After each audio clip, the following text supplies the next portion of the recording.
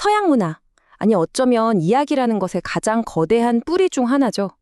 호메로스의 오디세이아를 아주 깊숙이 들여다보는 시간, 그 첫 번째 여정을 시작하겠습니다. 사실 이 책은요, 단순히 한 영웅이 고향으로 돌아가는 모험담이 아니에요. 그 안에는 전쟁이 남긴 아주 깊은 상처, 또 문명과 야만의 격렬한 충돌, 그리고 한 인간이 신과 운명이라는 거대한 힘에 맞서서 자기 자신을, 자신의 정체성을 찾아가는 정말 장대한 서사시가 담겨 있습니다.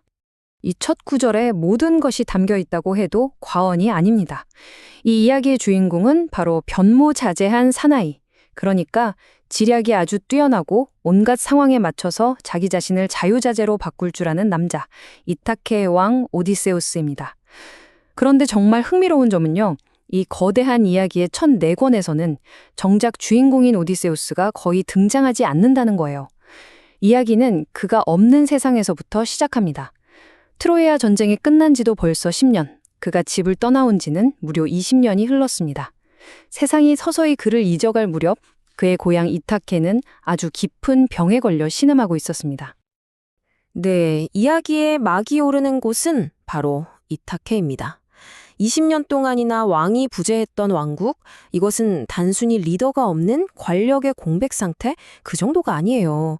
질서는 완전히 무너져 내렸고 도덕은 땅에 떨어졌으며 미래가 보이지 않는 말 그대로 혼돈 그 자체였습니다. 20년이라는 시간의 무게를 한번 상상해 보세요. 갓난아기였던 그의 아들 텔레마코스는 이제 아버지 얼굴조차 기억하지 못하는 청년이 되었습니다. 그는 위대한 오디세우스의 아들이라는 그 거대한 명성의 그림자 아래서 자기 자신이 누구인지도 모른 채 방황하고 있죠. 그리고 그의 아내 페넬로페는 남편이 꼭 살아 돌아올 거라는 희미한 희망 하나를 붙들고 있지만 그 희망은 하루하루 잔인하게 시험에 들고 있습니다. 오디세우스가 없는 동안 생긴 가장 끔찍한 비극은 바로 이거예요. 그의 집, 그의 왕국이 외부가 아닌 바로 안에서부터 썩어 들어가고 있다는 사실입니다. 외부의 적이 쳐들어온 게 아니에요. 내부의 적들이 마치 기생충처럼 그의 집을 점령해버린 겁니다. 이 사람들은 스스로를 구혼자라고 부르지만 실상은 그냥 약탈자 집단입니다. 무려 100명이 넘는 남자들이 오디세우스의 궁전에 눌러앉아서 매일 밤낮으로 그의 가축을 잡아먹고 그의 포도주 창고를 텅 비게 만들고 있어요. 왕가의 재산을 마치 자기들 것인 양 마음대로 탕진하고 있는 거죠. 이건 그냥 무례한 정도가 아닙니다. 한 가문의 뿌리를 송두리째 파괴하고 사회의 기본적인 질서를 조롱하는 행위예요. 이들의 끝없는 폭식과 무례함은 문명 세계의 규칙이 완전히 붕괴된 야만적인 상태, 그 자체를 상징합니다. 자, 이 혼돈의 한가운데에는 4명의 주요 인물이 있습니다. 한쪽에는 포위된 자들, 페넬로페와 텔레마코스가 있죠. 페넬로페는 남편에 대한 굳건한 믿음과 자신의 지혜로 어떻게든 이 상황을 버텨내고 있지만 혼자 힘으로는 역부족입니다. 아들 텔레마코스는 속에서 분노가 끓어오르지만 뭘 어떻게 해야 할지 몰라서 무력감에 빠져 있고요. 반대편에는 이 모든 혼란을 주도하는 구원자들의 두목격인 2사람이 있습니다. 바로 안티노우스와 에우리마코스. 안티노우스는 아주 노골적인 폭력과 오만함으로, 그리고 에우리마코스는 교활한 말과 속임수로 이타케의 붕괴를 이끌고 있습니다. 텔레마코스의 이 독백은 그의 깊은 절망감을 그대로 보여줍니다. 위대한 영웅 오디세우스의 아들이라는 타이틀은 그에게 전혀 영광스럽지 않아요. 오히려 감당할 수 없는 무거운 짐일 뿐이죠. 그는 아버지처럼 위대하게 행동할 용기도, 저 무도한 구원자들을 내쫓을 힘도 없는 자기 자신의 모습에 매일 좌절하고 있습니다. 이것이 바로 영웅의 부재가 그의 아들에게 남긴 깊은 상처인 셈입니다. 하지만 이 모든 절망적인 상황을 저 높은 곳에서 지켜보는 이가 있었습니다. 바로 인간 세상의 일에 깊이 관여하는 올림포스의 신들이죠. 특히 지혜와 전쟁의 여신인 아테네는 자신처럼 지략이 뛰어난 영웅 오디세우스를 아주 아꼈거든요. 그래서 그의 가문이 이대로 몰락하는 것을 그냥 보고만 있을 수는 없었습니다. 신들의 왕 제우스는 마침내 오디세우스가 집으로 돌아가야 할 때가 되었다고 선언합니다. 그러면서 아주 의미심장한 말을 하죠. 인간들은 종종 자기들의 어리석음 때문에 비극을 자초해놓고는 그걸 신의 탓으로 돌린다고요. 예를 들면 아가멤논을 죽이고 그의 아내를 빼앗았던 아이기스토스처럼 말이죠. 신이 분명히 경고했는데도 그걸 무시하고 파멸을 맞았으면서 결국엔 운명을 탓한다는 겁니다. 이건 오디세이아 전체를 관통하는 아주 중요한 주제, 즉 인간의 자유의지와 그에 따르는 책임의 문제를 우리에게 던져줍니다. 아테나는 텔레마코스를 돕기로 결심합니다. 하지만 갑자기 나타나서 번개를 내려 구원자들을 물리치는 식의 기적을 보여주지는 않아요. 대신 오디세우스의 오랜 친구였던 멘테스라는 평범한 인간의 모습으로 변장해서 그를 찾아갑니다. 이게 바로 아테나의 방식이에요. 그녀는 인간을 꼭두각시처럼 조종하는 게 아니라 그들 내면에 잠자고 있는 용기와 지혜를 일깨워서 스스로 일어설 수 있도록 돕습니다. 그리고 이 변장이라는 기술은 앞으로 오디세우스 자신에게도 가장 중요한 생존 무기가 될 겁니다. 여기서 정말 중요한 개념이 하나 등장하는데요. 바로 크세니아, 우리말로는 환대의 법칙입니다. 고대 그리스 사회에서 낯선 이를 잘 대접하는 건 그냥 친절한 행동이 아니었어요. 신성한 의무였죠. 왜냐하면 어느 날 갑자기 찾아온 낯선 이가 사실은 신이 변장한 모습일 수도 있으니까요. 텔레마코스는 궁전이 그야말로 아수라장인 상황 속에서도 낯선 손님 멘테스를 아주 정중하게 맞아들여서 이 크세니아의 법칙을 지킵니다. 반면에 구혼자들은 어떨까요? 그들은 주인의 집을 점거하고 재산을 축내면서 매일같이 이 신성한 법칙을 짓밟고 있죠. 바로 이 차이가 문명인과 야만인을 가르는 중요한 기준이 됩니다. 아테나는 텔레마코스에게 힘내라 같은 막연한 위로를 건네지 않습니다. 아주 구체적인 행동 계획을 제시하죠. 첫째, 이타케 사람들을 전부 모아서 민회를 열고 구혼자들의 부당함을 세상에 알려라. 둘째, 배를 구해서 아버지의 옛 전우들을 찾아가 아버지의 소식을 직접 알아내라. 이건 단순한 조언이 아니에요. 무력감에 빠져있던 소년에게 이제 네가 이 집의 주인으로서 마땅히 해야 할 일이다 라고 명확하게 알려주는 잠자던 영혼을 깨우는 메시지였습니다. 멘테스로 변장했던 아테나가 떠난 후 텔레마코스는 완전히 다른 사람이 됩니다. 그는 자신과 대화했던 이가 평범한 인간이 아니라 신이라는 것을 직감하죠. 신이 나를 돕고 있다는 이 엄청난 깨달음, 이것이 그의 마음에 꺼져가던 불씨를 다시 살려내고 두려움이 가득했던 자리에 새로운 용기를 가득 채워넣습니다. 이 내면의 변화는 곧바로 행동으로 나타납니다. 그는 처음으로 자신의 어머니 페넬로페에게 어머니, 이제 이 집안의 명령은 제가 내립니다 라고 말하며 자신의 권위를 분명히 세웁니다. 그리고 한 걸음 더 나아가 자신을 늘 비웃던 구혼자들 면전에서 다음날 민회를 소집하겠다고 당당하게 선포하죠. 이것은 소년 텔레마코스가 마침내 아버지의 아들 이타케의 왕자로서 자신의 목소리를 내기 시작한 정말 극적인 전환점이라고 할 수 있습니다. 다음 날 텔레마코스는 약속대로 민회를 소집합니다. 아버지가 트로이아로 떠난 후 무려 20년 만에 처음으로 열리는 공식적인 집회였어요. 이건 그동안 이타케의 정치가 완전히 마비 상태였다는 걸 보여주는 동시에 이제 뭔가 새로운 움직임이 시작되었음을 알리는 강력한 신호탄이었습니다. 사람들 앞에선 텔레마코스는 눈물로 호소합니다. 자기 집이 어떻게 유린당하고 있는지, 저 구원자들이 어떤 끔찍한 만행을 저지르고 있는지를 낱낱이 폭로하면서 그들을 내쫓는 데 힘을 보태달라고 말이죠. 하지만 교활한 안티노우스는 그 책임을 오히려 페넬로페에게 돌립니다. 그녀가 시아버지의 수의를 짰다 풀었다 하면서 구원자들을 3년이나 속여왔으니 이 모든 혼란은 다 그녀 탓이라는 거죠. 아주 교묘하게 논점을 흐리는 겁니다. 텔레마코스의 간절한 기도가 끝나자마자 제우스는 하늘에서 직접 응답을 보냅니다. 독수리 2마리가 나타나서 서로를 날카로운 발톱으로 핥히고 찢으며 피를 흘리는 끔찍한 광경을 보여주죠. 이것은 신들이 인간 세상의 일에 무관심하지 않으며 이 불의한 상황에 대한 심판이 곧 닥칠 것임을 알리는 강력하고도 불길한 경고였습니다. 예언가 할리테르세스는 그 징조의 의미를 정확하게 꿰뚫어 봅니다. 오디세우스가 곧 돌아와서 구원자들에게 끔찍한 피해 복수를 할 것이라고요. 하지만 구원자 에우리마코스는 예언가를 조롱하면서 그 경고를 대놓고 무시합니다. 이것이 바로 휴브리스, 즉 신을 두려워하지 않는 인간의 오만함입니다. 그들은 자신들의 눈앞에 펼쳐진 파멸의 징조를 보고도 믿기를 거부하면서 스스로 무덤을 파고 있는 셈입니다. 민회는 결국 아무런 소득 없이 끝나고 말지만 텔레마코스는 더 이상 예전처럼 좌절하지 않습니다. 그는 아테나 여신의 도움과 유일하게 믿을 수 있는 늙은 유모 에우레클레이아의 조력을 받아서 비밀리에 여정을 준비하죠. 사랑하는 어머니에게조차 알리지 않고 몰래 떠나는 이 여정은 그가 누군가의 보호를 받는 소년에서 벗어나서 스스로 자신의 운명을 개척하는 진정한 남자로 성장하는 첫걸음입니다. 텔레마코스의 첫 번째 목적지는 필로스입니다. 트로이아 전쟁의 살아있는 전설이자 연륜과 지혜로 모든 이에게 존경받는 네스토르 왕이 다스리는 곳이죠. 텔레마코스는 바로 이곳에서 지금 자신의 고향 이타케가 무엇을 잃어버렸는지를 똑똑히 보게 됩니다. 필로스에 도착한 텔레마코스는 네스토르와 그의 백성들이 바다의 신 포세이돈에게 아주 성대한 제사를 지내는 광경을 보게 됩니다.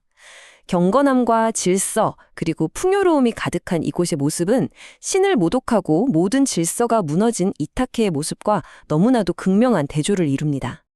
네스토르는 낯선 청년 텔레마코스 일행을 보자마자 누구인지 묻지도 않고 제사에 동참시키고 가장 좋은 음식과 자리를 내어줍니다. 이것이 바로 이상적인 크세니아의 모습이죠. 손님을 극진히 대접하고 그들의 필요를 먼저 채워준 뒤에야 정체를 묻는 것. 이타케의 구원자들이 보여주는 그 야만적인 환대와는 질적으로 다른 진짜 문명화된 사회의 모습입니다. 텔레마코스는 이곳에서 아버지가 지키고자 했던 세상이 어떤 모습이었는지를 배우게 됩니다. 네스토르는 트로이아 전쟁 시절의 이야기를 생생하게 들려주면서 오디세우스가 얼마나 위대한 영웅이었는지를 증언해 줍니다. 특히 아테나 여신이 아주 노골적으로 오디세우스를 편애했다는 그의 말은 텔레마코스에게 엄청난 희망을 안겨주죠.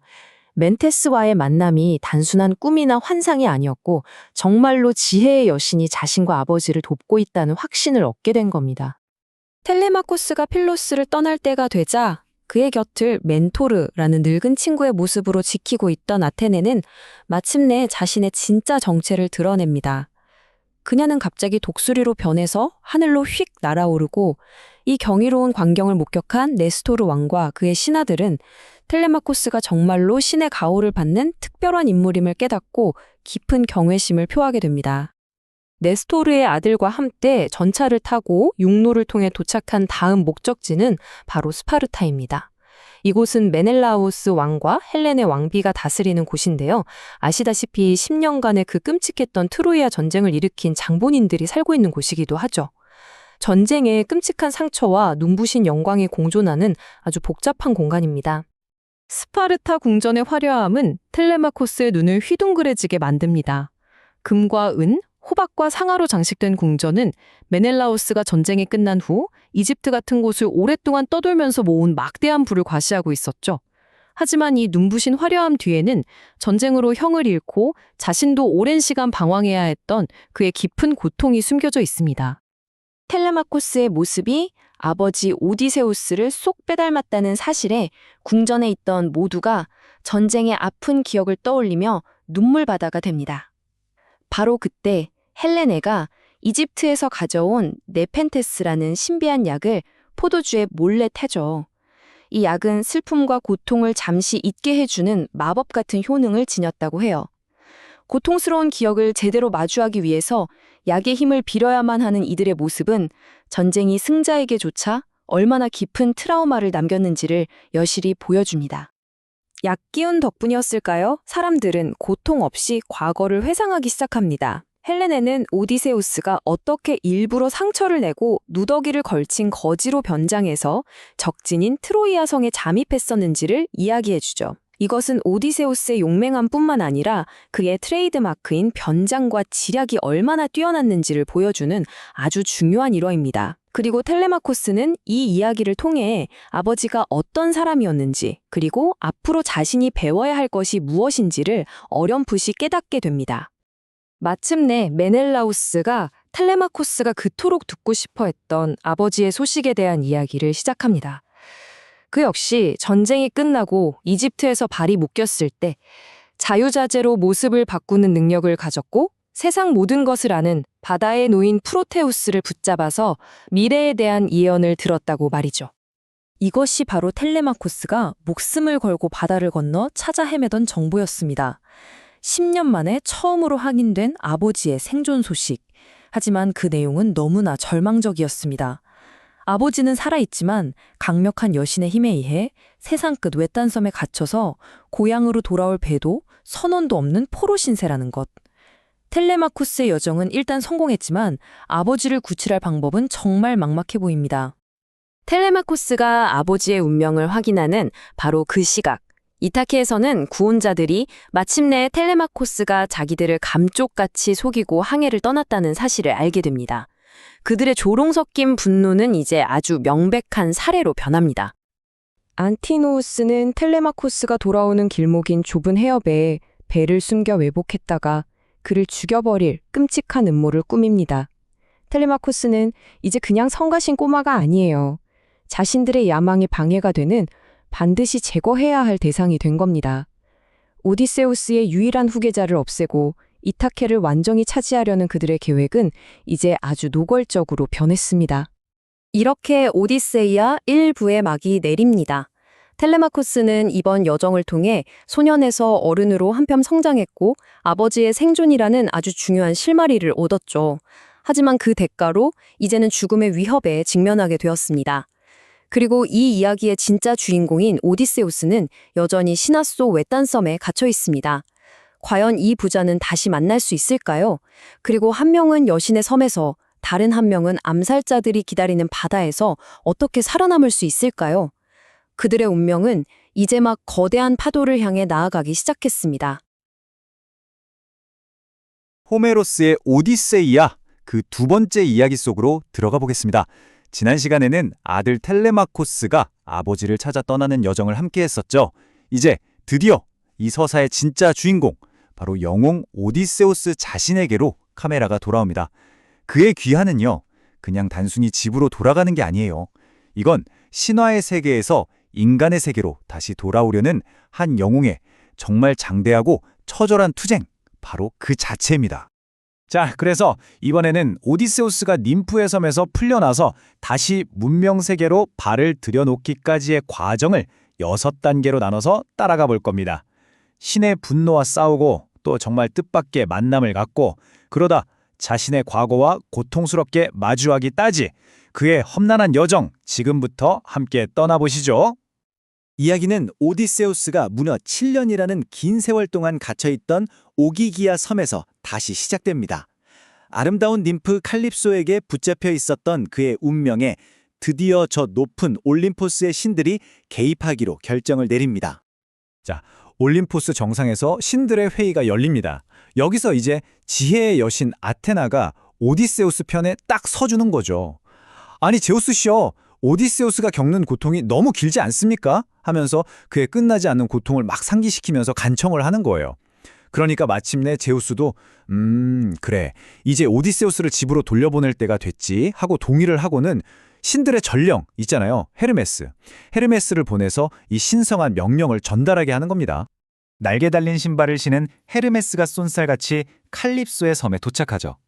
그곳은 백향목 향기가 가득한 동굴이었는데요. 바로 그 안에서 칼립소는 오디세우스의 의지와는 전혀 상관없이 무려 7년이라는 세월 동안 그를 붙잡아두고 있었던 겁니다. 헤르메스가 제우스의 아주 엄중한 명령을 전하자 님프 칼립소는 그야말로 몸소리를 칩니다. 왜냐하면 필멸의 인간을 사랑했다는 이유만으로 자신 같은 여신들을 벌하는 이 신들의 이중잣대에 분노하고 한탄했기 때문이죠. 왜 남자 신들은 괜찮고 우리 여신들만 벌을 받아야 하냐는 겁니다. 하지만 어쩌겠어요. 신들의 왕 제우스의 명령을 거스를 수는 없었죠. 칼립소는 결국 해변으로 가서 고향을 그리워하며 눈물 짓고 있는 오디세우스를 찾아갑니다. 생각해보세요. 지난 7년 동안 그는 그녀가 준 그 불멸의 옷을 눈물로 흠뻑 적시면서 정말 마음이 찢어지는 고통 속에 살아왔던 겁니다. 칼립소는 이제 그를 돕겠다고, 또나 보내주겠다고 약속합니다. 칼립소가 청동 도끼를 딱 건네주자 오랫동안 잠자고 했던 영웅의 그 기술이 되살아나는 거예요. 그는 정말 능숙하게 나무 20그루를 베고 다듬고 구멍을 뚫어서 아주 단단하고 견고한 뗏목을 뚝딱 완성하죠. 이 뗏목은 그냥 배가 아니에요. 이건 그의 되살아난 희망이자 고향으로 돌아가고자 하는 그의 꺾이지 않는 의지의 상징인 셈입니다. 자, 그렇게 순풍을 타고 17일 동안 순조롭게 항해를 합니다. 그런데 오디세우스의 이 귀향길이 그의 숙적이죠. 바다의 신 포세이돈에 의해서 아주 난폭하게 가로막히게 됩니다.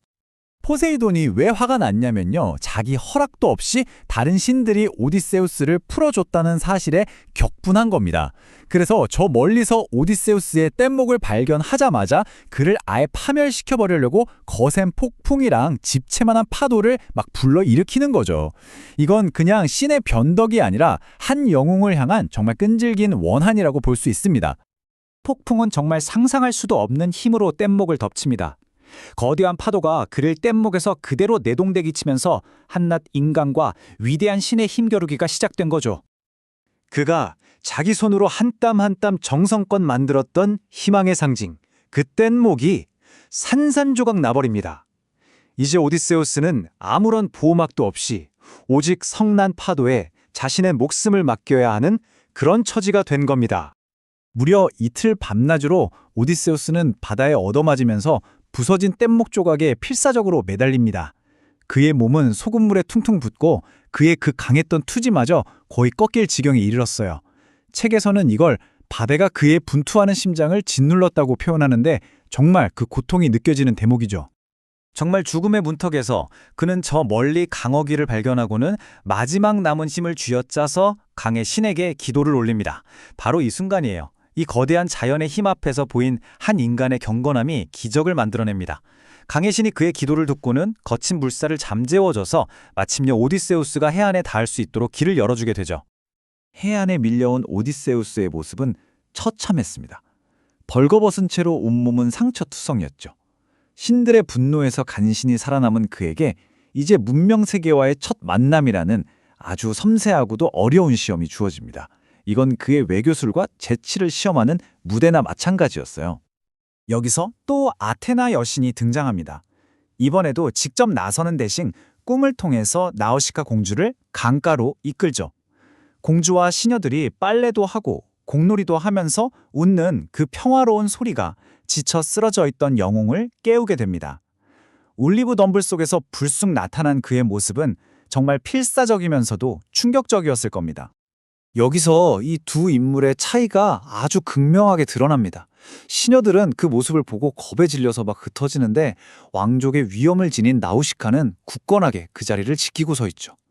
이제 오디세우스는 이 공주 앞에서 자신의 말을 아주 신중하게 골라야만 합니다. 자, 바로 이 지점이 정말 재밌습니다. 오디세우스가 여기서 뭘 하냐면요. 그의 그 유명한 지략을 힘으로 쓰는 게 아니에요. 아주 정교한 언어 기술로 풀어내는 거죠. 일단 공주를 딱 보더니 당신은 여신입니까? 인간입니까? 하면서 여신에 빗대어 칭송을 해요. 그러면서도 적당히 거리를 두면서 저는 절대 당신을 위협할 사람이 아닙니다. 라는 걸 온몸으로 증명하는 거죠. 이게 뭐겠어요? 그냥 살아남기 위한 본능적인 외교술이면서 동시에 상대방의 마음을 사로잡는 오디세우스의 그 천재적인 능력이 여실히 드러나는 대목이라고 할 수 있습니다. 그리고 오디세우스의 전략은 완벽하게 성공합니다. 나우시카는 그의 정중한 말에 감동해서 진정한 환대를 보여주죠. 그에게 옷을 주고 목욕할 올리브유를 줘서 다시 문명인의 모습을 갖추게 해줍니다. 그리고 한 발 더 나아가서 그의 귀향길을 도와줄 수 있는 실질적인 권력자, 그러니까 자기 부모님, 특히 어머니인 아레테 여왕에게 어떻게 접근해야 할지 조심스럽게 조언까지 해줍니다. 나우시카의 안내에 따라서 오디세우스는 파이아케스인들의 도시에 들어섭니다. 그리고 알키노우스 왕의 궁전에 들어선 그 순간 그는 그 엄청난 부와 질서정연함에 말 그대로 경외감을 느끼게 됩니다. 파이아케스 궁전의 모습은 정말 눈이 부실 정도입니다. 청동으로 도금된 벽에 순금으로 된 문, 은으로 만든 문설주까지. 이건 그들이 거의 초자연적인 수준의 문명과 번영을 누리고 있다는 걸 상징하는 거예요. 오디세우스가 막 탈출한 그 잔혹한 야생의 세계와는 완전히 정반대인 거죠. 이 모든 건 단순한 부자 자랑이 아니라 평화와 질서가 완벽하게 유지되는 이상적인 사회의 모습, 즉 문명의 정점을 보여주는 장치라고 할 수 있습니다. 아테네가 씌워준 안개 덕분에 사람들 눈에 띄지 않고 궁전홀을 통과한 오디세우스는요, 나우시카가 조언해준 대로 파이아케스의 실질적인 권력자인 아레테 여왕에게 다가가서 그 무릎을 딱 잡습니다. 이건 고대 그리스에서 가장 간절하게 무언가를 탄원할 때 하는 자세였거든요. 그는 고향으로 무사히 돌아가게 해달라고 간청하고 알키노우스 왕은 즉시 그를 일으켜서 가장 명예로운 자리를 내어주면서 도움을 약속합니다. 바로 여기서 크세니아, 즉 환대라는 아주 중요한 개념이 등장합니다. 이건 그냥 친절을 베푸는 차원이 아니에요. 제우스 신이 직접 보호하는 신성한 의무였죠. 파이아케스인들은 이 낯선 손님의 이름조차 묻지 않고 배평과 연애를 약속하는데 이건 문명사회의 정점을 보여주는 동시에 나중에 오디세우스가 이타카에 돌아가서 마주하게 될 그 무질서와 구원자들의 만행과는 아주 극적인 대조를 이루는 정말 중요한 장치입니다. 자, 그리고 다음 날이 됩니다. 파이아케스인들은 이 정체모를 손님을 위해서 아주 성대한 연회와 운동 경기를 열어주죠. 그리고 바로 이 자리에서 오디세우스의 정체에 대한 단서가 서서히 드러나기 시작합니다. 이 평화로운 분위기 속에서 갈등의 씨앗이 싹 틉니다. 한 젊은 귀족이 오디세우스를 보고는 저 사람은 운동선수가 아니라 그냥 돈만 밝히는 상인일 뿐이다 라면서 모욕적인 말을 툭 던져요. 이 도발 한마디가 영웅에 잠자고 있던 자부심과 경쟁심에 제대로 불을 지피게 되죠. 지략가 오디세우스는 말로만 응수하지 않습니다. 그는 행동으로 자신의 가치를 증명해 보이죠. 그는 파에아케스 젊은이들이 사용하던 것보다 훨씬 무거운 원반을 집어들어서 다른 모든 사람들의 기록을 훌쩍 뛰어넘는 거리로 던져버립니다. 이 압도적인 힘의 과시 한 방에 모든 의심은 단번에 잠잠해집니다. 그리고 다시 연회장으로 돌아옵니다. 눈먼 음유시인 데모도쿠스가 노래를 부르기 시작하는데요. 그 노래의 내용이 바로 트로이 전쟁의 위대한 영웅들, 특히 오디세우스와 아킬레우스 사이에 있었던 그 유명한 다툼에 관한 이야기였습니다. 이 노래는 오디세우스의 가장 깊숙한 상처를 정면으로 건드리고 맙니다. 이 장면은 정말 강렬합니다. 신의 분노와 그 거친 바다를 모두 견뎌냈던 영웅이 노래 한 곡에 무너져 내리는 거예요. 그는 망토로 얼굴을 가린 채 걷잡을 수 없이 흐느낍니다. 이건 오늘날 우리가 말하는 전쟁 트라우마, 그러니까 PTSD를 연상시키는 아주 가슴 아픈 순간이에요. 전쟁이 그의 영혼에 얼마나 깊은 상처를 남겼는지, 또 동료들을 잃은 슬픔이 얼마나 컸는지를 고스란히 보여주는 거죠. 바로 이때 오직 알키노우스 왕만이 그의 고통을 알아차립니다. 그는 손님의 그 슬픔을 헤아려서 즉시 연주를 중단시키죠. 이건 역시 그의 섬세한 배려와 완벽한 환대의 정신, 그러니까 진정한 크세니아가 무엇인지를 다시 한번 보여주는 대목이라고 할 수 있습니다. 왕의 이 한마디에 연회장의 즐거웠던 분위기는 순간 정지하고 모든 사람의 시선은 그들 가운데서 소리 없이 울고 있던 이 낯선 이방인에게로 향합니다. 이제 그는 더 이상 이름 없는 조난자가 아니에요. 음유 시인의 노래가 그의 단단했던 가면을 벗겨내고 그가 억지로 눌러왔던 전쟁의 트라우마를 수면 위로 끌어올린 겁니다. 이제 그는 깊고 고통스러운 과거를 지닌 한면의 남자로 그들 앞에 서 있는 거죠. 마침내 알키노우스 왕이 오디세우스가 도착한 그 순간부터 모두가 궁금해했지만 차마 묻지 못했던 그 질문을 던집니다. 그대는 누구인가? 이 질문은 문학 역사상 가장 유명하고 장대한 이야기 중 하나의 서막을 여는 신호탄이 됩니다. 이제 오디세우스는 자신의 입으로 자신의 파란만장하겠던 여정을 모두 이야기하기 시작할 겁니다. 자, 이타카의 영웅 오디세우스가 드디어 입을 엽니다. 그런데 여긴 그의 고향 이타카가 아니에요. 파이아케스족의 알키노우스 왕이 다스리는 아주 화려한 궁정이죠. 며칠 동안 입을 꾹 닫고 있던 그가 마침내 결심한 겁니다. 내가 누구인지, 그리고 트로이 함락 이후 10년 동안 대체 무슨 일을 겪었는지 그 고통스러운 여정을 전부 들려주기로 말이죠. 이 말 한마디와 함께 우리는 이제부터 트로이 전쟁이 끝난 뒤 10년 동안이나 이어진 그 기나긴 투쟁과 상실의 여정을 다른 누구도 아닌 바로 주인공 오디세우스 자신의 목소리로 직접 듣게 되는 겁니다. 지금부터 펼쳐질 이 이야기는요, 그냥 한 영웅의 모험담이 아니에요. 인간의 의지와 운명, 그리고 신들의 변덕이 뒤엉켜 만들어낸 그야말로 거대한 서사시의 가장 핵심적인 부분이라고 할 수 있습니다. 자, 그의 이야기는 크게 네 부분으로 나눠볼 수 있겠는데요. 첫 번째는 모든 비극의 씨앗이 된 지략과 저주, 그리고 희망과 절망이 교차했던 선물, 거인, 그리고 여신.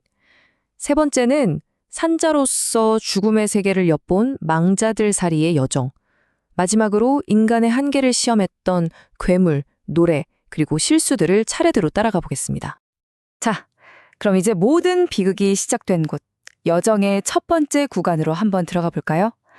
트로이에서의 승리에 한껏 취해 있던 영웅과 그의 부하들이 마주한 첫 시련들입니다. 여기서 잠시의 승리는 순식간에 교만이라는 유혹으로 바뀌고요. 결국 그의 남은 항해 전체를 저주하게 될 아주 운명적인 대결로 이어지게 됩니다. 귀향길의 시작부터가 순탄치가 않았어요. 먼저 키코네스족의 도시 이스마루스에서 아주 손쉽게 승리를 거둡니다. 근데 문제가 뭐였냐면 전리품에 취한 부하들이 오디세우스가 이제 그만 떠나자고 하는데도 말을 안 듣는 거예요. 해변에서 신나게 잔치를 벌이는 동안 키코네스족이 내륙의 동맹군을 싹 모아서 반격을 해온 거죠. 결국 어떻게 됐을까요? 배 한 척당 6명씩 소중한 동료들을 잃고서야 겨우 도망칠 수 있었습니다. 이게 앞으로 계속 반복될 비극, 바로 부하들의 불복종의 시작이었던 셈이죠. 그 다음엔 제우스가 보낸 폭풍에 휩쓸려서 아흐레 동안 망망대해를 떠돌다가 로토파고이족, 그러니까 연꽃을 먹는 사람들의 땅에 도착합니다. 이곳의 위협은 폭력이 아니었어요. 그래서 더 교활했죠. 이 사람들이 건네는 연꽃 열매를 먹으면요, 고향도 가족도 내가 뭘 해야 하는지도 전부 잊어버리고 그냥 행복하게 거기 머물고 싶어지는 거예요. 오디세우스는 눈물을 뚝뚝 흘리는 그들을 강제로 배에 끌고 와서 묶어야만 했습니다. 집으로 돌아가려는 그 의지 자체가 얼마나 큰 싸움인지를 보여주는 첫 번째 시험대였던 거죠. 그리고 마침내 그들은 가장 끔찍하고 위험한 만남이 기다리고 있는 미지의 섬에 발을 딛게 됩니다. 자, 다음 이야기를 제대로 이해하려면 고대 그리스 사회를 떠받치던 아주 중요한 규칙 하나를 꼭 알아야 합니다. 바로 크세니아라는 건데요. 이걸 그냥 환대나 친절이라고 번역하면 좀 부족해요. 이건 나그네와 주인이 맺는 거의 신성한 약속 같은 거였어요. 낯선 사람이 찾아오면 잠자리와 음식을 주고 안전하게 떠날 수 있도록 돕는 것. 이게 문명인이라면 당연히 해야 할 의무였죠. 왜냐하면 이 법칙은 신들의 왕 제우스가 직접 지켜보고 있었거든요. 그러니까 크세니아를 어긴다는 건 곧 신에게 대드는 거나 마찬가지였습니다. 그런데 이 키클롭스 폴리페모스는요, 우리가 방금 배운 크세니아의 모든 규칙을 그냥 박살내버리는 존재입니다. 문명사회 법칙 같은 건 아예 안중에도 없는 원시적인 힘 그 자체라고 할 수 있죠. 낯선 사람들을 환대하기는커녕 동굴에 가두어버리고 음식을 주는 게 아니라 그 사람들을 음식으로 삼잖아요. 오디세우스가 선물을 교환하자고 하니까 그래, 그럼 널 가장 마지막에 잡아먹어주지. 이게 내 선물이야. 이렇게 끔찍한 말을 하죠. 신들을 비웃고 손님을 보호하는 게 아니라 저녁 식사거리로 여기는 말 그대로 문명 밖의 무법자, 괴물 그 자체입니다. 그리고 그 공포는 끔찍한 현실이 됩니다. 거대한 바위로 동굴문이 꽉 막힌 그곳에서 오디세우스는 정말 아무것도 할 수 없었어요. 자신의 부하 2명이 잔인하게 살해당하고 산채로 우적우적 잡아먹히는 걸 그저 지켜볼 수밖에 없었죠. 동료의 뼈가 으스러지는 소리, 그 비명이 동굴을 가득 채웠을 겁니다. 이건 정말 인간의 이성이나 문명이 전혀 통하지 않는 절대적인 공포와의 마주침이었어요. 덫에 걸려서 이제 죽는 일만 남았다 싶던 바로 그 순간, 오디세우스는 절망 속에서 자신의 가장 강력한 무기, 바로 지략, 메티스를 꺼내듭니다. 힘으로 괴물을 이길 순 없으니까 머리를 쓰는 거죠. 4단계로 된 아주 치밀한 계획을 세워요. 첫째, 물을 섞지 않은 아주 독한 포도주로 괴물을 취하게 만든다. 둘째, 폴리페모스가 이름을 물어보자 자신을 우티스, 즉 아무도 아니다 라고 소개합니다. 이게 정말 신의 한 수였죠. 셋째, 부하들과 함께 거대한 올리브 나무 말뚝을 불에 달궈서 날카로운 무기를 만들고, 마지막으로 거인이 술에 취해 골아떨어지자 그 왼눈을 냅다 찔러서 눈을 멀게 만듭니다. 눈이 먼 폴리페모스가 고통에 울부짖으니까 다른 키클롭스들이 막 몰려와서 누가 널 해쳤냐고 묻습니다. 이때 그가 뭐라고 소리쳤을까요? 아무도 날 해치지 않았어 라고 소리치죠. 그러니까 다른 고인들은 제가 신한테 벌 받아서 미쳤나 보다 하고 그냥 돌아가 버려요. 아무도 아니다라는 이름의 진가가 여기서 발휘되는 겁니다. 자, 이제 탈출만 남았어요. 눈먼 거인이 동굴 입구를 막고 양들의 등만 더듬어서 내보내니까 오디세우스는 두 번째 기발한 계획을 실행에 옮깁니다. 부하들을 튼튼한 순양 3마리의 배 아래에 한 명씩 묻고 자신은 폴리페머스가 가장 아끼는 우두머리 순양의 털 속에 톡 파묻혀서 괴물의 손길을 피한 거죠. 정말 대단하지 않나요? 괴물의 양떼가 오히려 구원의 수단이 된 셈이니까요. 와, 정말 불가능을 이뤄냈습니다. 압도적인 힘의 차이를 오직 지혜와 기지로 극복하고 남은 부하들까지 구해냈어요. 이 정도면 완벽한 승리라고 할 수 있겠죠? 그런데 바로 이 영광스러운 순간에 이 영웅의 치명적인 결함 하나가 그 모든 승리를 물거품으로 만들려고 하고 있었습니다. 바로 이 순간 우리는 이 위대한 영웅의 가장 큰 약점을 보게 됩니다. 바로 오만, 그리스어로 휴브리스라고 하죠. 안전하게 배에 올라타자마자 그는 이 조롱을 참지 못하는 거예요. 이 멍청한 키클롭스야, 너를 눈멀게 한 건 아무도가 아니야. 라고 소리치기 시작합니다. 부하들이 제발 그만하라고 말리는데도 승리에 너무 도취한 나머지 그의 자부심이 지략을 이겨버린 겁니다. 그리고는 외치고 말죠. 자신의 진짜 이름. 이타카의 왕, 라에르테스의 아들 오디세우스라고요. 이건 정말 돌이킬 수 없는 재앙과도 같은 실수였습니다. 자신의 이름을 똑똑히 들은 눈먼 퀴클롭스는 두 팔을 하늘로 뻗어서 아버지인 바다의 신 포세이돈에게 울부짖으며 기도합니다. 그냥 저주를 퍼붓는 게 아니에요. 오디세우스의 이름과 출신을 정확하게 언급하면서 아주 구체적인 저주를 내립니다. 첫째, 절대로 집에 돌아가지 못하게 해주세요. 둘째, 만약 돌아가는 게 운명이라면 아주 오랜 시간이 흐른 뒤에 모든 동료를 잃고 남의 배를 얻어 타고 비참한 모습으로 돌아가게 해주세요. 그리고 집에 도착해서도 고난을 겪게 해주세요. 이 기도는요, 오디세우스의 남은 여정을 완전히 바꿔놓을 무섭도록 정확하고 끔찍한 저주가 되어서 바다 전체에 울려 퍼집니다. 자, 이제 바다의 신에게 직접 저주를 받았으니 오디세우스와 그의 함대는 본격적인 시련의 바다로 들어서게 됩니다. 이 두 번째 여정에서는요, 신이 내린 선물과 인간의 어리석음, 거인족의 무자비함, 그리고 인간을 짐승으로 만들어버리는 여신의 마법까지 신뢰와 변화에 대한 온갖 시험이 그들을 기다리고 있습니다. 포세이돈의 저주에도 불구하고 잠깐 희망이 찾아오는 듯 했습니다. 바람의 신 아이올로스가 한 달이나 그들을 환대해주고 떠날 때는 모든 역풍을 가죽자루에 꽉꽉 담아서 선물로 준 거죠. 오직 고향으로 가는 서풍만 남겨뒀으니 그냥 돈만 올리면 이타카에 도착할 수 있는 상황이었어요. 오디세우스는 아흐의 밤낮으로 뜬 눈으로 직접 키를 잡았고 마침내 저 멀리 고향 이타카의 불빛이 보이는 곳까지 다다릅니다. 바로 그 순간 안심한 그는 깊은 잠에 빠져들죠. 그런데 이때 또 부하들이 문제를 일으킵니다. 저 자루 안에 오디세우스가 혼자 꼴꺽하려고 엄청난 금온보화를 숨겼을 거라고 의심하고 질투한 거예요. 결국 그들은 자루를 열어버렸고 그 안에서 터져나온 모든 바람이 뒤섞여서 끔찍한 폭풍이 되어 그들을 다시 아이올로스의 섬으로 밀어내버립니다.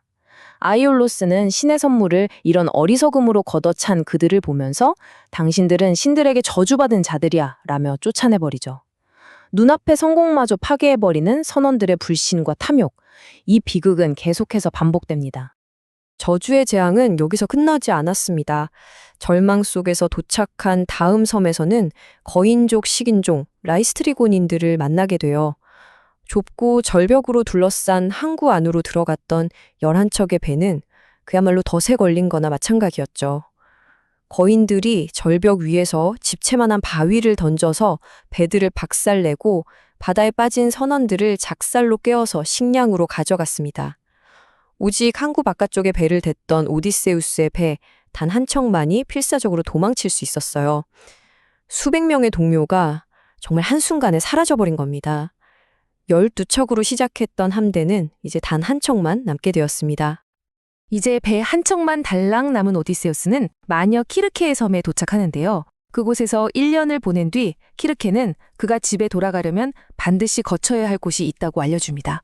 바로 죽은 자들의 세계, 하데스의 왕국에 가서 눈먼 예언자 테리시아스의 영혼을 만나야 한다는 거죠. 산자의 몸으로 죽음의 문턱을 넘어야 하는 가장 위험하고 섬뜩한 여정이 시작된 겁니다. 죽음의 왕국, 그 끝없는 어둠 속에서 오디세우스는 여러 영혼들을 만납니다. 가장 먼저 만난 건 키르케의 섬에서 술에 취해 지붕에서 떨어져 죽었던 자기 부하 엘페노르였어요. 그는 자기 시신이라도 제대로 묻어달라고 애원하면서 산자가 죽은 자에게 어떤 의무를 지니고 있는지를 일깨워주죠. 그리고 마침내 만난 예언자 테이레시아스는 그의 미래에 대한 모든 것을 들려줍니다. 또 자신을 기다리다 슬픔 속에 죽어버린 어머니 안티클리아를 만나 이타카의 소식을 듣게 되고요. 트로이 전쟁의 총사령관이었던 아가멤논을 만나서는 아내에게 배신당해 죽은 그의 비참한 최후를 듣게 되죠. 가장 안전해야 할 집이 가장 위험할 수 있다는 정말 등골이 오싹해지는 경고를 받게 되는 겁니다. 테이레시아스는 오디세우스 앞에 놓인 운명을 아주 구체적으로 설명해 줍니다. 포세이돈의 분노 때문에 앞으로도 여정은 험난할 거라고 말해줘. 그리고 가장 중요한 경고를 합니다. 바로 태양신 헬리오스의 섬에 있는 신성한 소들을 절대로 해치지 마라. 만약 그 소들을 건드렸다간 배와 선원 모두가 파멸할 거라고 예언합니다. 이 경고는 앞으로 그의 의지와 선원들의 규율을 시험하는 가장 큰 시련이 될 것이고 동시에 남은 여정의 이정표가 됩니다. 또한 그는 오디세우스가 결국 혼자 살아남아 고향에 돌아와 구원자들을 처단하고 그 후에 포세이돈의 노여움을 풀기 위한 마지막 임무까지 완수해야 한다고 알려주죠. 하지만 저승에서 가장 가슴 아픈 순간은 어머니 안티클레이아와의 재회였습니다. 당연히 살아계실 줄 알았던 어머니의 영혼을 보고 그는 엄청난 충격에 빠져요. 3번이나 어머니의 그림자를 껴안으려고 하지만 그때마다 연기처럼 흩어져 버릴 뿐이었죠. 왜 만질 수 없냐고 절규하는 아들에게 어머니는 죽음의 본질에 대해 설명해 줍니다. 육신은 사라지고 영혼만 남는 것, 그게 바로 죽은 자들의 방식이라고요. 이 순간 오디세우스는 정말 깊은 슬픔과 함께 삶과 죽음의 경계가 무엇인지 실존적인 깨달음을 얻게 됩니다. 자, 이제 예언과 경고로 단단히 무장한 오디세우스는 키르케의 섬을 떠나 서쪽 바다를 통과하는 여정의 마지막 구간에 접어듭니다. 이 길목에는요, 치명적인 노래를 부르는 세이렌, 피할 수 없는 괴물 스키올라와 카리부디스, 그리고 예언의 핵심이었던 태양신의 섬이 그를 기다리고 있습니다. 말 그대로 치명적인 유혹과 불가능한 선택들이 연달아 펼쳐지는 거죠. 첫 번째 시련은 바로 세이렌과의 만남입니다. 이들의 노래는 너무나 아름다워서 그 노래를 듣는 뱃사람은 누구든 홀려서 죽음에 이르게 되죠. 근데요, 세이렌의 유혹은 그냥 듣기 좋은 노래가 아니에요. 그들은 우리는 트로이 전쟁에서 있었던 모든 일을 안다. 이 세상의 모든 지식을 알려주겠다고 노래합니다. 이건 자신의 명예와 이야기에 목숨을 거는 영웅 오디세우스에게는 정말 참을 수 없는 가장 강력한 지적 유혹인 셈이죠. 오디세우스는 키르케의 조언대로 선원들의 귀는 밀랍으로 막아버리고 자신은 돛대에 몸을 꽁꽁 묶어서라도 그 노래를 듣겠다고 합니다. 지식의 유혹을 정면으로 마주하면서도 살아남은 유일한 인간이 되는 순간입니다. 다음으로 오디세우스는 리더로서 겪을 수 있는 최악의 딜레마에 빠집니다. 좁은 해협의 한쪽에는 머리가 6개 달린 괴물 스키올라가 있고요. 다른 한쪽에는 모든 걸 삼켜버리는 거대한 소용돌이 카리부디스가 있어요. 카리부디스에 휘말리면 배어와 선원 모두 전멸입니다. 반면에 스키올라 쪽으로 지나가면 머리 하나당 1명씩, 즉 6명의 선원을 확실하게 잃게 되죠. 이건 정답이 없는 선택이에요. 전멸이냐, 아니면 확실하지만 제한적인 희생이냐. 선장으로서 그는 자기 동료의 죽음을 직접 선택해야만 하는 정말 끔찍한 상황에 놓인 겁니다. 결국 그는 끔찍한 선택을 합니다. 선원들에게는 스키올라에 대해 제대로 말해주지 않은 채 카리비디스를 피해서 절벽 쪽으로 배를 몰죠. 그러자 예상대로 6개의 머리를 가진 괴물이 순식간에 갑판에서 그의 가장 뛰어난 부하 6명을 낚아채 갑니다. 그들은 허공에 매달려 발버둥 치면서 오디세우스! 하고 그의 이름을 부르짖어요. 그 처절한 비명이 울려 퍼지는 가운데 오디세우스는 배를 계속 몰 수밖에 없었습니다. 그는 훗날 이 순간을 회상하며 자신의 그 기나긴 저정 중에서 가장 비참하고 역겨웠던 순간이라고 말합니다.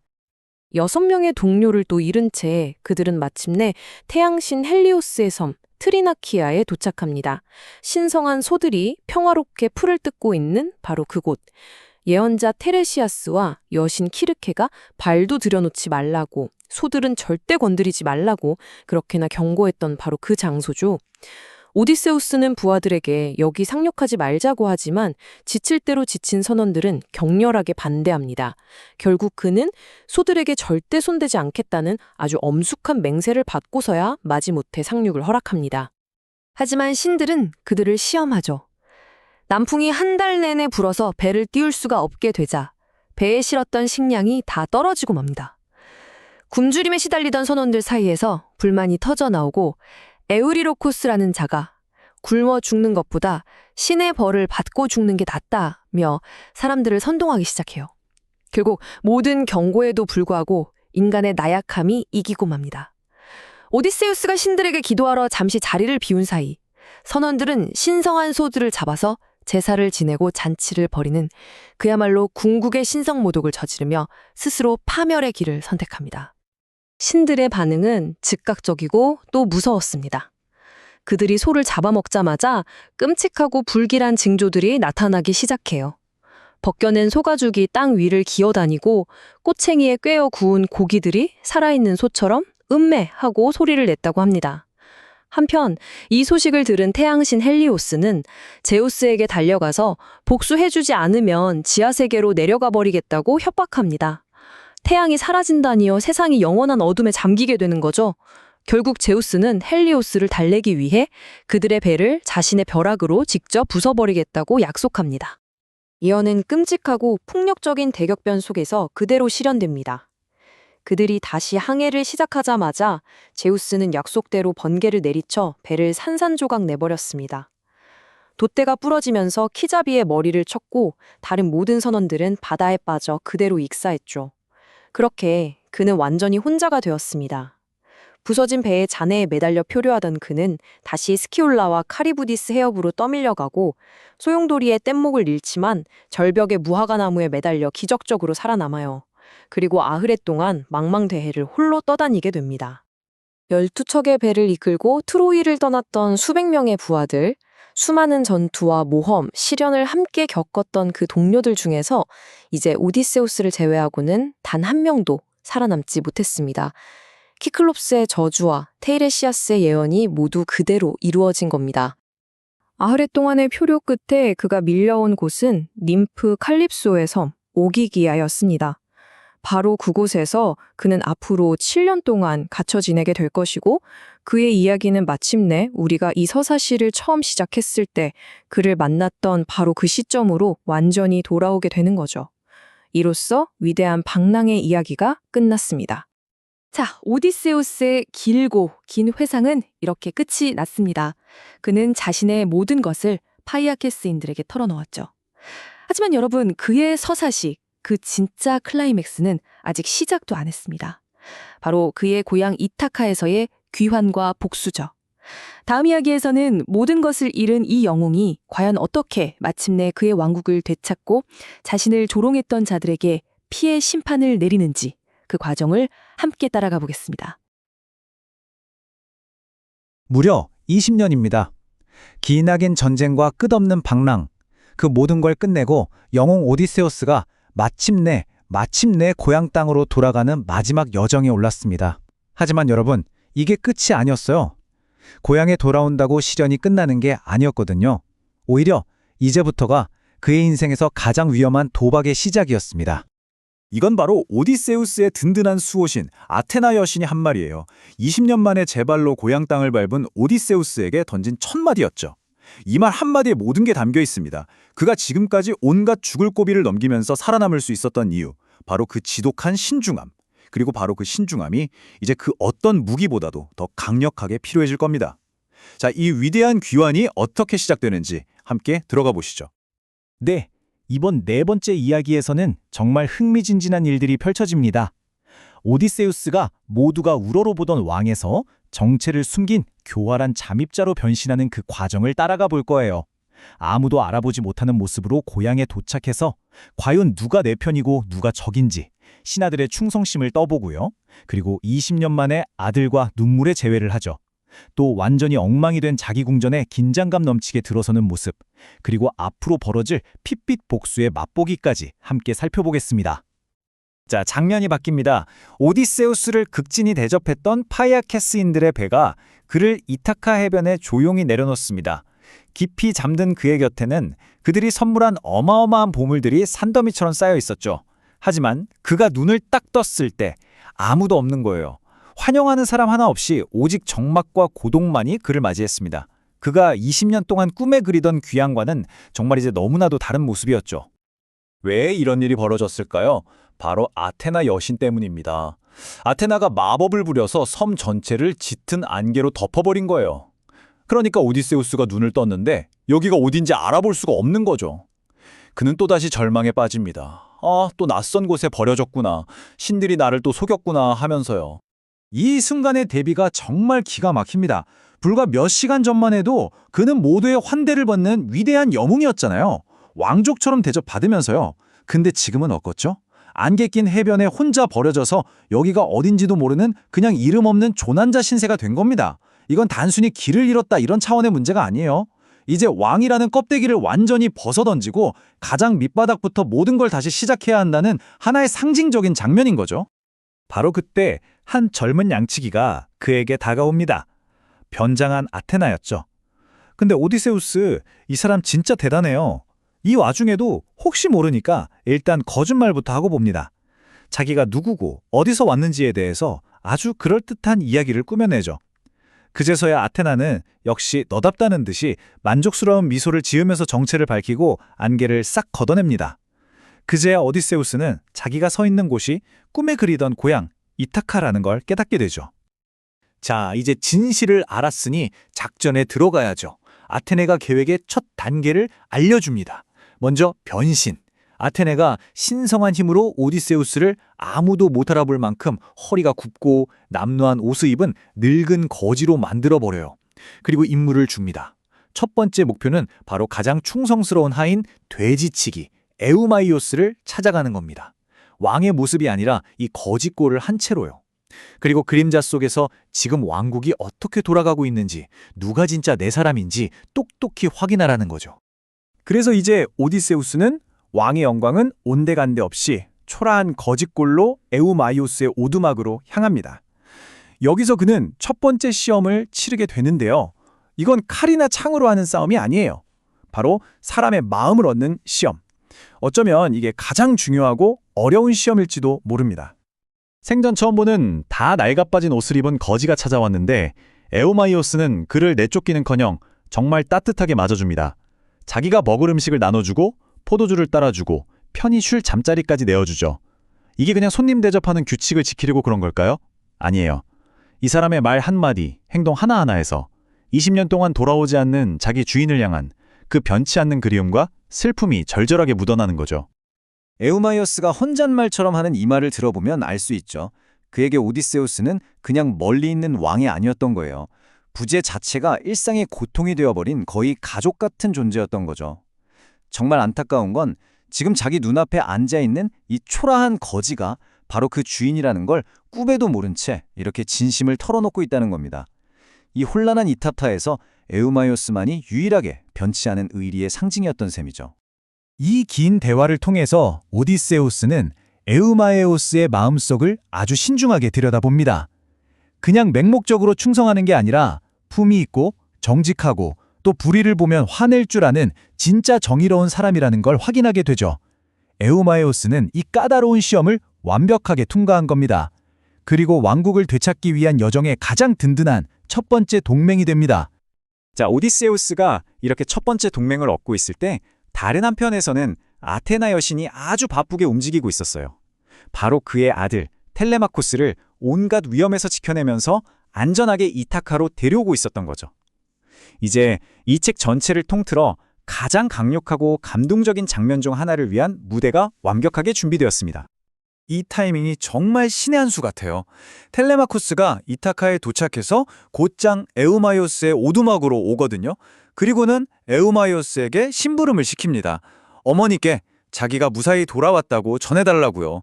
충직한 에우마이오스가 떠나자 오두막엔 누가 남았죠? 네, 아버지와 아들 단둘만 남게 된 겁니다. 20년 만의 만남이죠. 물론 텔레마코스의 눈에는 그저 웬 늙은 거지일 뿐이지만요. 바로 그 순간 아테네가 오디세우스에게만 살짝 모습을 드러냅니다. 그리고 황금 지팡이로 그를 쓱 건드리니까 순식간에 늙고 초라했던 거지의 모습은 사라지고 위풍당당한 영웅, 이타카의 왕 오디세우스가 본 모습으로 돌아오는 거예요. 드디어 아들 앞에 거지가 아닌 아버지로서, 왕으로서 서게 된 겁니다. 텔레마코스는 이걸 보고 완전히 충격에 빠져요. 당신은 우리 아버지가 아니야. 당신은 신이야. 날 속이지 마시오. 하고 소리치죠. 평생 이야기로만 됐던 아버지가 눈앞에 갑자기 나타났으니 이게 현실이라고 믿기가 어려웠겠죠. 당연합니다. 오디세우스가 아들을 차근차근 설득하고 자신이 진짜 아버지임을 증명하고 나서야 마침내 두 사람은 20년이라는 세월을 뛰어넘어 서로를 부둥켜 안고 뜨거운 눈물을 흘립니다. 자, 감동적인 재회는 여기까지입니다. 이제는 복수를 계획해야죠. 이건 그냥 집에 돌아가는 게 아니라 철저한 군사 작전이에요. 적은 100명이 넘는데 아군은 고작 50대 1이 넘는 싸움입니다. 그래서 계획을 아주 치밀하게 세우죠. 텔레마코스가 먼저 궁전에 돌아가고 오디세우스는 다시 거짓골로 따라 들어간다. 구혼자들이 아버지를 아무리 모욕해도 아들은 절대 모른 척해야 한다. 그리고 결정적인 순간에 궁전의 모든 무기를 숨긴다. 적들이 완전히 무방비 상태가 되었을 때 아버지와 아들이 함께 공격을 시작한다. 모든 게 은밀함과 타이밍, 그리고 강철 같은 인내심에 달려있는 계획입니다. 자, 이제 계획은 실행에 옮겨집니다. 텔레마코스가 먼저 궁전으로 돌아가고 잠시 후에 다시 허약한 노인으로 변한 오디세우스가 뒤따르죠. 이제 여정의 가장 위험한 단계, 바로 자기 자신의 집문턱을 넘는 일이 시작됩니다.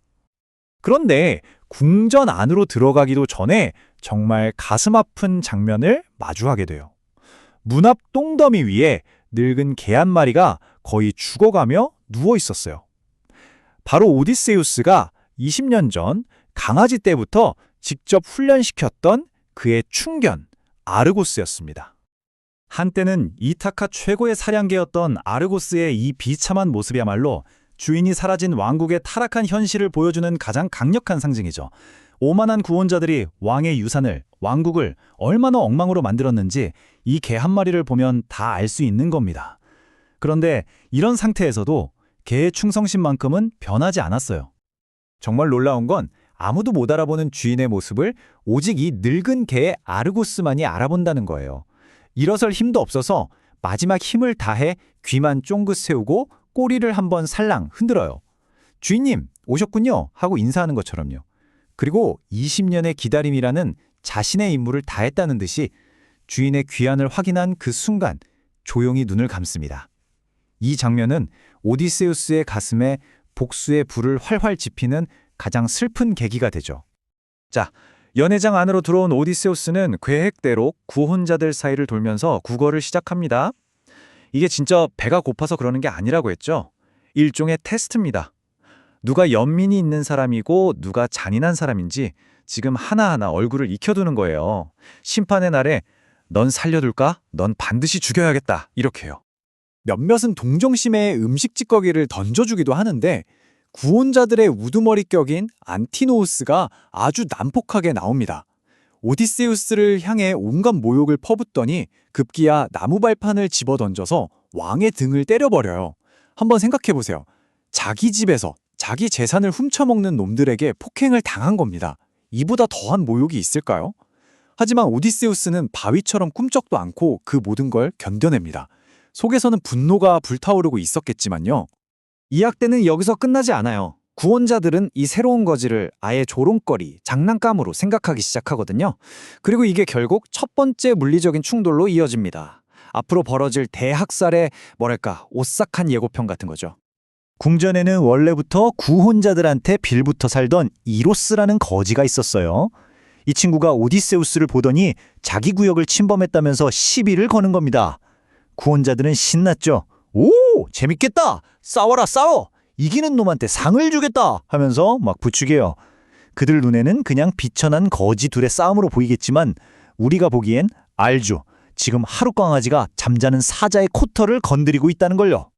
자, 싸우려고 오디세우스가 누더기 옷을 척 벗는데 세상에 그 안에 감춰져 있던 놈이 장난이 아닌 거예요. 다부진 근육과 넓은 어깨에 구원자들이 다들 헉 하고 놀라죠. 이 순간에도 오디세우스의 머리는 엄청나게 빨리 돌아가고 있습니다. 이놈을 아예 죽여버릴까? 아니면 기절만 시킬까? 아니면 산짝만 때릴까? 고민하다가 결론을 내리죠. 아직 정체를 지키면 안 되니까 가볍게 한 방만 먹이자. 결과는요? 딱 한 방이었습니다. 오디세우스의 그 가벼운 한 방에 이로스의 턱뼈가 그냥 으스러져 버립니다. 피를 쏟으면서 쓰러진 이로스를 오디세우스는 질질 끌어서 안뜰에 버리죠. 이 모습을 본 연회장은 순간 정적에 휩싸입니다. 아니, 저 거지 뭐야? 하면서 뭔가 섬뜩하고 알 수 없는 두려움을 느끼는 거죠. 오디세우스는 이 틈을 타서 구원자들 중에 그나마 좀 괜찮아 보였던 사람에게 다가가서 다가올 피바람을 경고하지만 안타깝게도 그 남자 역시 죽음의 운명에서 벗어나지 못합니다.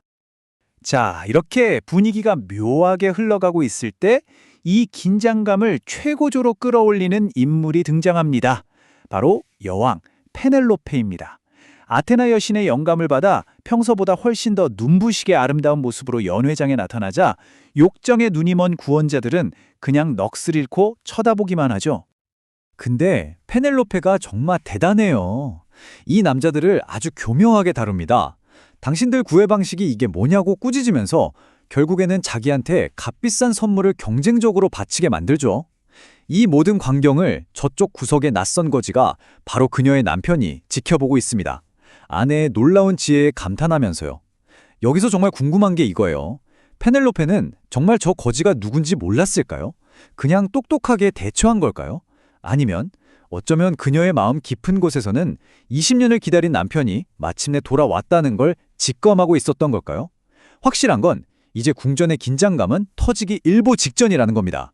모든 것이 마지막 피해 대결을 향해 치닫고 있습니다.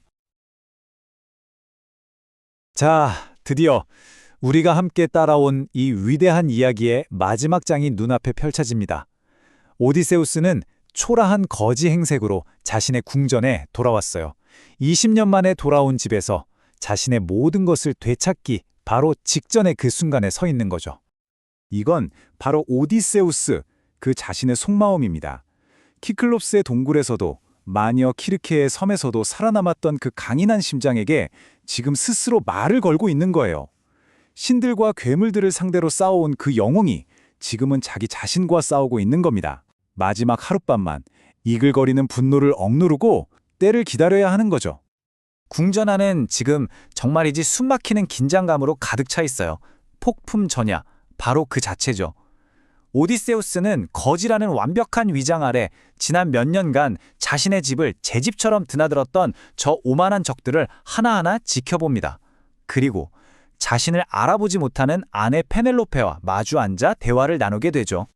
이 궁전 안의 분위기가 얼마나 극과 극인지 한번 보세요. 한쪽에서는 불충한 하녀 멜란토가 자기 주인이 거지꼴로 변장하고 있는 줄은 꿈에도 모른 채 온갖 모욕적인 말로 그를 조롱하고 있습니다.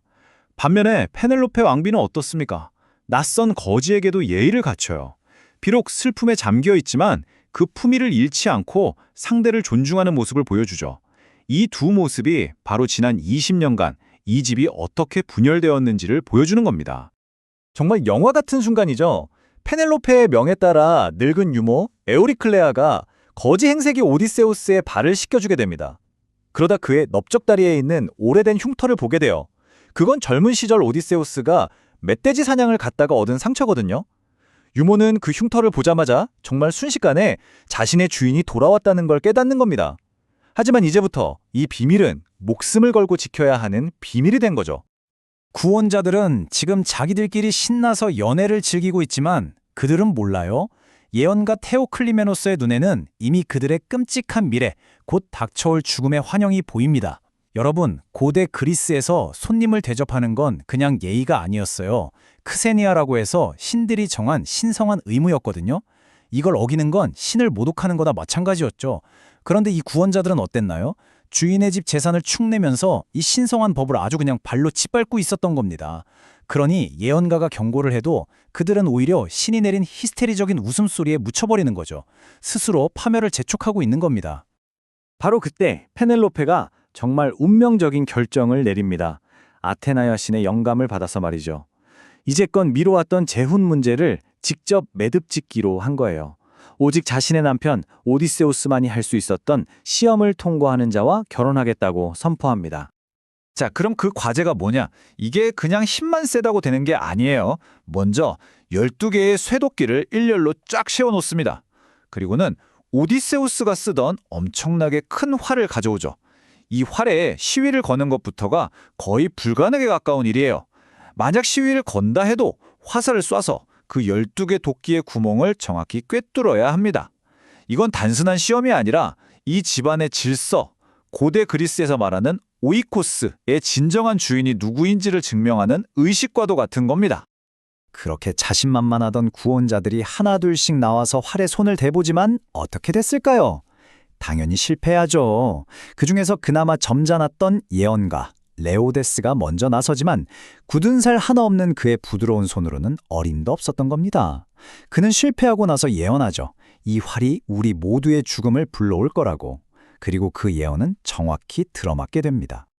모두가 실패하고 분위기가 착 가라앉았을 때 저기 구석에 있던 그 거지, 바로 오디세우스가 충격적인 말을 꺼냅니다.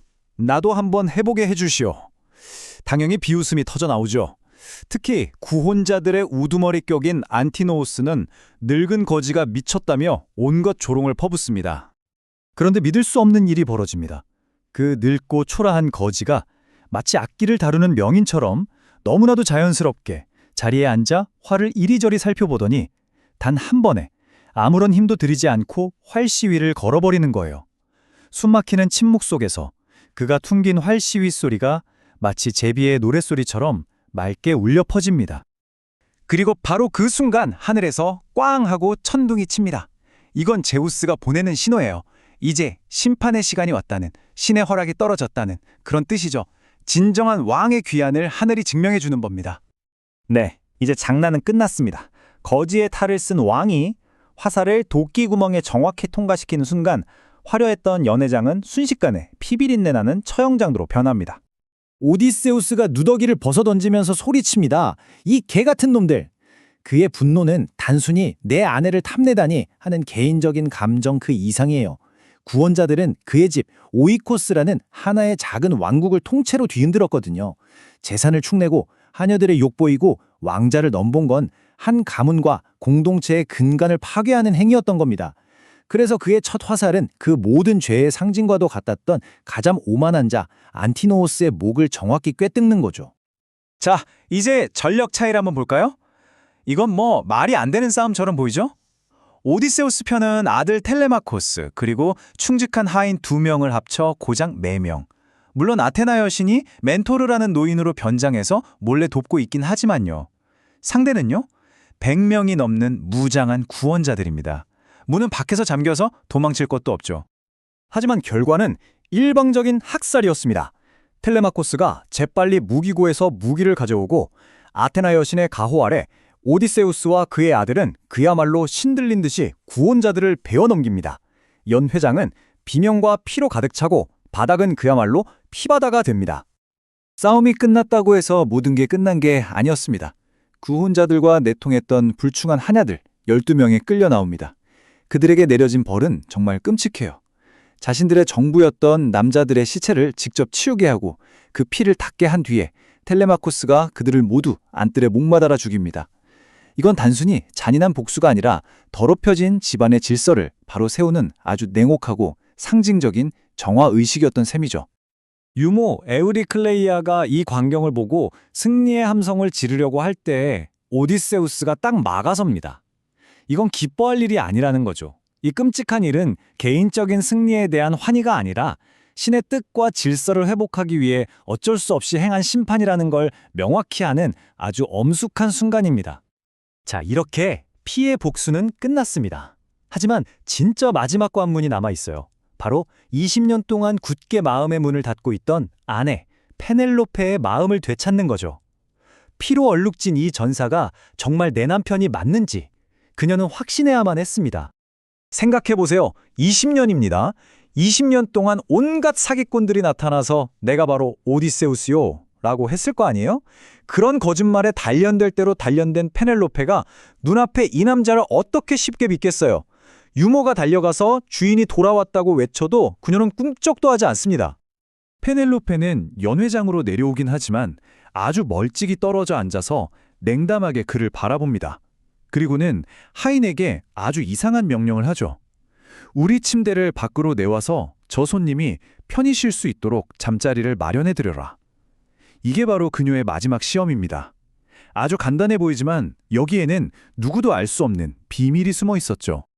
그 말을 듣는 순간 오디세우스가 버럭 화를 냅니다. 아니 그게 무슨 말이오? 우리 침대를 어떻게 옮긴단 말이오? 하면서요. 바로 그 반응, 그 분노가 페넬로페가 기다렸던 답이었죠. 그러면서 오디세우스는 오직 두 사람만이 아는 비밀을 털어놓습니다. 바로 그들의 침대는 땅에 뿌리 박힌 올리브 나무로 만들어져서 절대 움직일 수 없다는 사실을요. 이 침대는 그냥 가구가 아니에요. 두 사람의 사랑과 결혼, 그리고 이 집의 역사를 상징하는 성물과도 같은 겁니다. 살아있는 올리브 나무를 그대로 기둥 삼아서 만들고 그 나무를 중심으로 침실을 지었거든요. 그러니까 이 침대는 이 집의 심장이고 뿌리, 그 자체인 거예요. 절대 움직일 수 없죠. 그것은 곧 그들의 유대가 어떤 외부의 힘에 의해서도 흔들릴 수 없다는 것을 상징합니다. 그 비밀을 듣는 순간 20년간 굳게 닫혀있던 페넬로페의 마음이 마침내 무너져 내립니다. 그녀는 울면서 달려가 남편을 끌어안죠. 20년의 기다림과 의심이 한순간에 녹아내리는 문학 역사상 가장 감동적인 재회 장면이 아닐까 싶습니다. 자, 이제 아내도 되찾고 집의 질서도 바로 세웠습니다. 하지만 왕국 전체의 평화를 위해서는 아직 할 일이 남아 있었죠. 바로 이 피해 복수가 또 다른 복수를 낳는 것을 막아야 했습니다. 한편 저승에서는 아가멤논의 윤형이 이 소식을 전해 듣습니다. 아내에게 배신당해 비참하게 죽었던 자신의 귀향과 너무나도 대조적인 오디세우스의 승리를 들으면서 그는 페넬로페의 정절이야말로 길이길이 칭송받을 위대한 영광이라고 말합니다. 이야기는 이제 정말 마지막을 향해 달려갑니다. 먼저 오디세우스는 늙은 아버지를 찾아가 감동적인 재회를 하고요. 하지만 예상대로 죽은 구원자들의 가족들이 복수를 하겠다며 군대를 이끌고 쳐들어옵니다. 그래서 마지막 전투가 벌어지려는 그 위태로운 순간, 바로 그 순간 아테나 여신이 직접 나타나서 천둥 같은 목소리로 외칩니다. 싸움을 멈춰라! 하고요. 이건 고대 그리스 연극에서 자주 쓰이던 데우스 엑스 마키나, 즉 기계장치에서 내려온 신이라는 기법과 같아요. 인간의 힘으로는 도저히 풀 수 없는 이 피해 복수라는 굴레를 신이 직접 강림해서 끊어버리는 거죠. 이렇게 이타카에는 마침내 평화가 찾아오고 오디세우스의 길고 길었던 유여정도 정말로 끝이 납니다. 자, 이렇게 해서 오디세우스의 대서사시는 신의 개입으로 막을 내립니다. 어쩌면 조금 허무하게 느껴질 수도 있겠죠. 하지만 이것이 우리에게 던지는 질문은 결코 가볍지 않습니다. 과연 인간의 힘으로 끊을 수 없는 복수의 고리를 신의 권위로 멈추었을 때 그것을 진정한 정의의 실현이라고 할 수 있을까요? 아니면 그저 강력한 힘에 의한 강제된 평화일까요? 이 긴 여정의 끝에서 우리도 한 번쯤은 이 질문에 대해 깊이 생각해 볼 필요가 있을 것 같습니다.